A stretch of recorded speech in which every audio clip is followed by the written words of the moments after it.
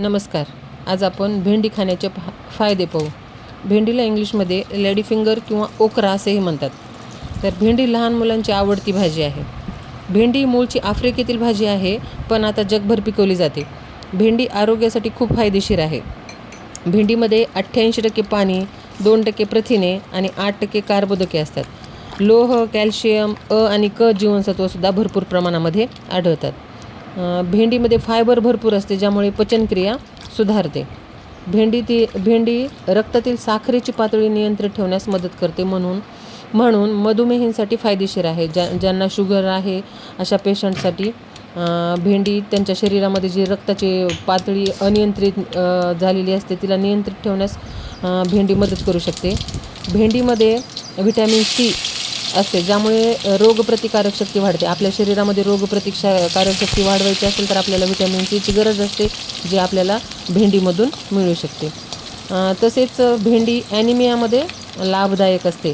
आता ॲनिमिया म्हणजे काय, की ज्यांच्या शरीरामध्ये रक्तातील हिमोग्लोबिनचे प्रमाण कमी असते आणि त्यामुळे त्यांचं रक्त जे की आपल्याला गरज असते 12 पॉईंटच्या पुढं असण्याची, ती त्यांच्यामध्ये 6, 7, 8, 9 अशी असते. त्या ॲनिमियामध्ये भेंडी लाभदायक ठरते.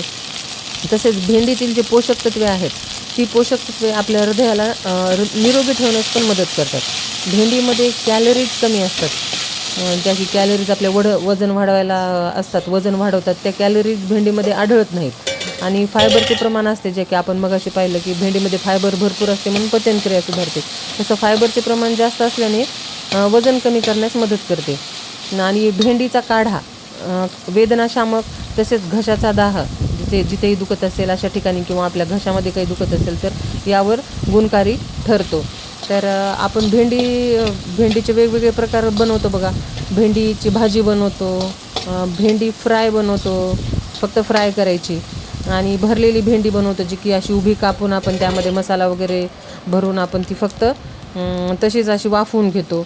किंवा भेंडीचे रायते बनवतो. आता रायते कसे बनवतात, तर भेंडीमध्ये फक्त भेंडीचे रायते बनवण्यासाठी फक्त त्यामध्ये आपण काय करतो, हिरवी मिरची आणि दह्याचा वापर करतो. तर थँक्यू.